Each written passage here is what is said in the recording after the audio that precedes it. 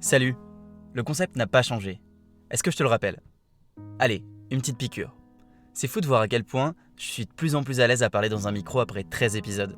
C'est pas parfait, mais si tu n'as pas encore vu la différence, va checker un peu l'épisode #0 et tu m'en diras des nouvelles. Si t'as pas l'habitude de faire quelque chose, comme pour ma part c'était de parler dans un micro, fais-toi violence, force-toi, et avec de l'entraînement tu verras, ça sera beaucoup plus simple. Il faut juste se mettre un petit coup de pied aux fesses, prendre son courage à deux mains et y aller. Regarde, je vais même la faire à la présentateur radio. Bonjour et bienvenue sur Tout le Concept Podcast, le podcast pour apprendre à mieux penser, à mieux agir, pour encore plus kiffer sa vie. Bon, je continue comme ça ? Non. Je la fais normale. Tout le concept, on a du mal à le définir, c'est à la fois définissable, mais à la fois indéfinissable.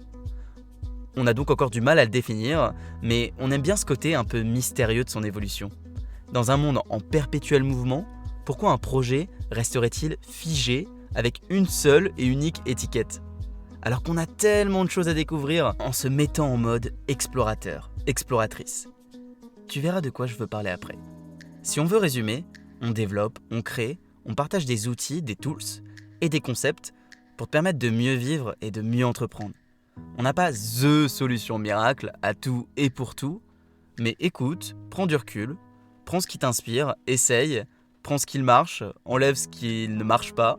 Et si ça te plaît, tu peux mettre un commentaire avec 5 étoiles sur Apple Podcast ou sur la plateforme que tu utilises. Ça m'aide beaucoup à mettre encore plus d'énergie et de valeur dans chaque contenu et ça m'encourage à continuer de progresser.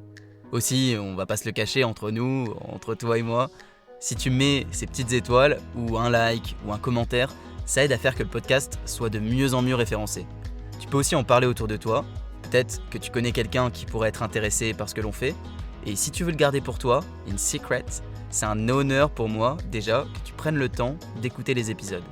T'es quelqu'un qui sent qu'il ou elle peut mieux faire, qu'il ou elle peut aller plus loin et qui ne veut pas attendre que ça se fasse tout seul par magie. Tu vas apprendre de nouvelles choses pour grandir chaque jour. Tu commences ou tu continues à chercher à t'améliorer de jour en jour.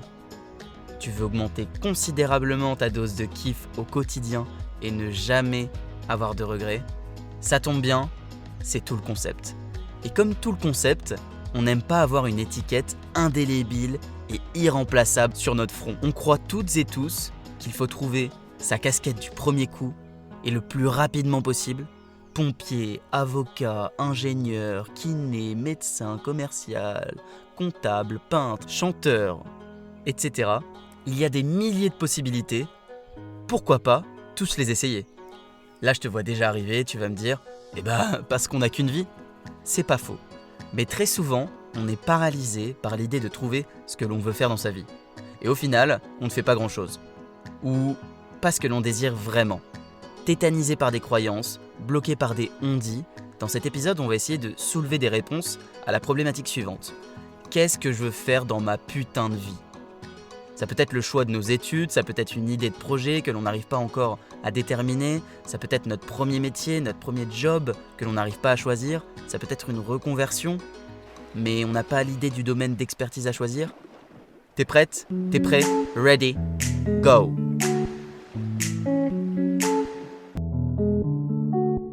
Mon nouveau défi ? Créer des outils et des concepts pour moi, mais surtout pour toi. Pour mieux vivre et entreprendre ta vie. C'est tout le concept.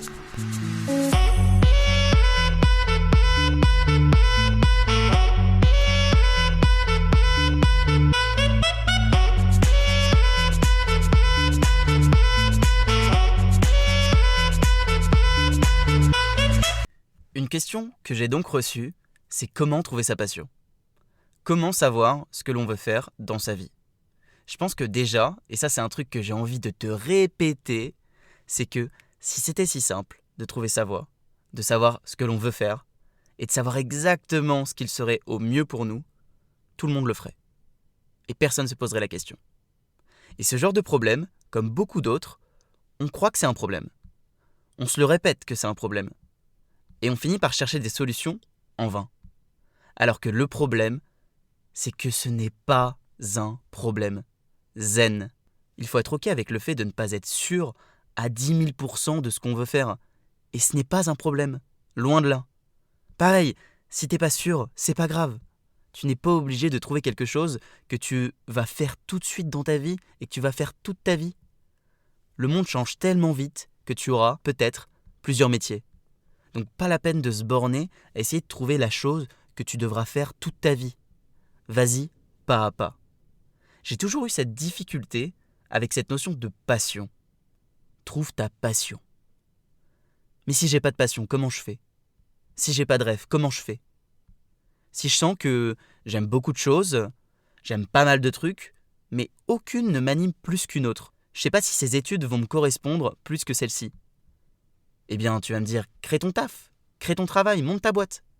Bah oui, mais c'est la même chose. J'ai pas vraiment d'idée, je sais pas ce que je veux faire. Ou je monte ma boîte, ok, j'ai créé mon projet, mais j'ai encore des doutes sur le long terme, sur son devenir. Je sais pas si tu te sens actuellement dans les différents états d'esprit que j'ai cités.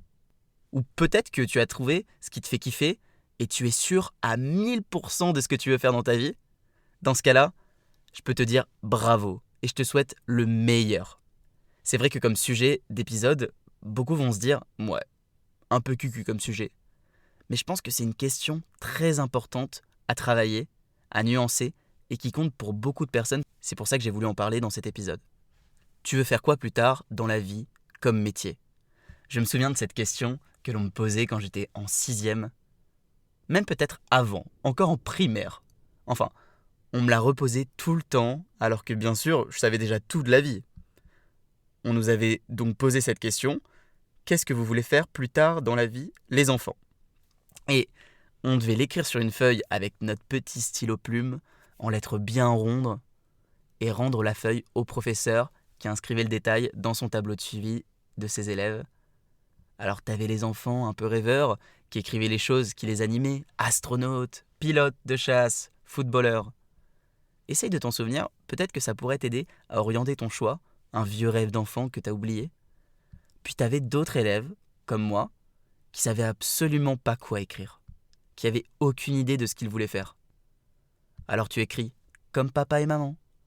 Et comme un bon élève qui n'a pas eu la réponse, aussi, tu louches un peu sur ton pote d'à côté et tu copies ce qu'il ou elle a écrit. Le problème avec ça, c'est que du coup, j'avais la réponse à cette question très tôt et souvent, on ne va pas la changer en cours de route. On n'a pas encore la maturité de se remettre en question, de désapprendre, et quand on a une réponse tôt à une question, on la réutilise, on la répète, car ça provoque moins d'efforts, on se conditionne, on l'ancre, et on cherche même plus d'autres domaines qui pourraient nous intéresser, car on a fini, à force de se le répéter, par y croire dur comme fer. On se retrouve alors à grandir, et des fois, ça match. C'est top, le truc que tu avais écrit quand tu étais petit, et ben, tu le fais plus tard, et tout baigne, tu te sens trop bien. Et des fois, tu t'es rendu compte de la supercherie, et tu bifurques, et tu arrives à trouver ta voie. Et pour la troisième option, on arrive des fois à être rempli de doutes, et on sait vraiment plus du tout ce qu'on veut faire du coup, comme on n'y a jamais réellement réfléchi. Et dans cet épisode, j'avais vraiment envie de te dire que c'est pas grave, et que c'est même cool de ne pas savoir. Steve Jobs évoque un truc vraiment génial dans un de ses derniers discours que vous pouvez écouter, il est très inspirant. Il parlait de connecter les points. Un peu comme quand on était enfant et que le but était de relier point après point pour au final s'apercevoir que l'on avait créé un joli dessin. Je ne sais pas si tu t'en souviens. Eh bien, connecter les points, c'est utiliser toutes nos expériences, nos moments importants, nos moments moins importants, les notions qu'on a apprises, puis prendre du recul pour les organiser et les réutiliser à chaque fois, pour le chemin que l'on souhaite prendre. Et au final, tous les points qu'on aura reliés, ça créera le dessin de notre vie. Voilà, hashtag philosophe. Il faut chercher en permanence à savoir en quoi cet événement, ces actions que j'ai effectuées auparavant, peuvent m'aider dans le projet que je suis en train de mettre en place. Typiquement, pour te donner un exemple, Steve Jobs, lui, a utilisé ses études de calligraphie pour ses projets informatiques, et sans elle, le Macintosh n'aurait pas eu son succès. Et il n'aurait jamais pu produire le design des écritures et des produits d'Apple. C'est un exemple parmi tant d'autres. J'utilise souvent Steve Jobs parce que j'aime beaucoup son état d'esprit, mais on peut trouver pareil exemple partout. J'ai envie de te rappeler que c'est ok si t'es pas sûr de ce que tu veux faire plus tard. Comment tu peux être sûr de toi alors que tu ne connais même pas tout ce qui existe et tout ce que tu peux faire autour de toi. Il y a plein de choses que tu ne sais même pas que tu ne sais pas. Bon, maintenant tu le sais. Si tu pars sur ta vie avec cette notion que tu peux toujours connecter les points, tu peux avancer sans crainte avec le bon état d'esprit. Une décision devient alors une étape, mais ce n'est pas une fin en soi. Confucius disait « Choisissez un travail que vous aimez et vous n'aurez pas à travailler un seul jour de votre vie. » Et la plus belle chose pour moi, c'est de découvrir son Ikigai. Je ne sais pas si tu sais ce que c'est.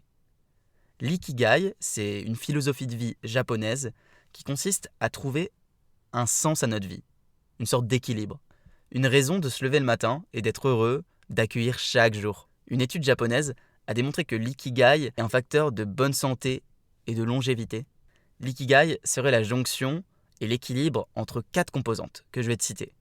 Ce que j'aime faire, ce dans quoi je suis doué, ce dont le monde a besoin et ce pourquoi je peux être payé. Il consiste donc à trouver à la fois quelque chose que vous aimez faire, que tu aimes faire, pour laquelle tu es doué, pour laquelle tu puisses être payé pour le faire, tout en répondant à un besoin sociétal, un besoin du monde. Il est propre à chacun et il dépend que de toi et de tes valeurs. Si ce sujet t'intéresse, tu peux trouver plein de livres sur l'ikigai très facilement. C'est pas simple, sa recherche peut être très longue, ça peut durer toute une vie, et c'est pour ça qu'il faut l'adopter en mode explorateur, en mode exploratrice. Il faut se mettre en action, en quête, et essayer de trouver chaque jour un peu plus une raison de se lever le matin, tout en reliant à chaque fois les points. Souvent le problème, c'est qu'on cherche le comment avant la question du quoi. Et pour trouver le quoi, chaque jour, essaye d'apprendre un peu plus à te connaître. Tes activités, tes préférences, tes besoins, tes envies. Et va sur le terrain, teste et valide tes débuts d'idées. Et à chaque fois, aussi, il faut que tu sois vigilant de comment tu te sens. Tu te demandes si tu es plein d'énergie, si tu es triste, si tu es fatigué. Ne remets pas à plus tard et sois un explorateur ou une exploratrice. Trop souvent, on tolère le taf le moins pire que l'on puisse trouver et on passe à côté de plein de choses. Apprends à te connaître et choisis l'exploration. L'exploration t'amènera à apprendre, à voir ce qui te correspond et ça te permettra de t'éclairer sur ce que tu kiffes. Je te le répète, il faut accepter de pouvoir se tromper. Ça peut être douloureux des fois, au départ, je le comprends. Hein. Souvent, ce sont des situations hyper inconfortables quand tu dois te lancer dans un projet et que tu es plein de confusion, mais c'est toujours l'occasion d'apprendre. Alors regarde chaque jour ce que tu kiffes, ce qui te rapproche de ton Ikigai, et si tu ne trouves pas exactement ou que tu doutes, eh bien tente. Plus tu feras de choses, plus tu te rapprocheras de ta cible et plus tu pourras connecter les points. Voilà, c'est fini pour cet épisode. J'espère que ça va te permettre de mieux avancer et de mieux entreprendre. Si t'as aimé, n'hésite pas à me le dire. Si tu veux rajouter quelque chose ou approfondir une notion que j'ai abordée, tu peux l'écrire dans un commentaire par exemple. Je te souhaite de kiffer ta vie le plus possible chaque jour, d'apprendre à chaque fois à un peu plus te connaître et de réaliser des projets qui t'animent. En attendant, on se dit à la semaine prochaine pour un nouvel épisode. Ciao!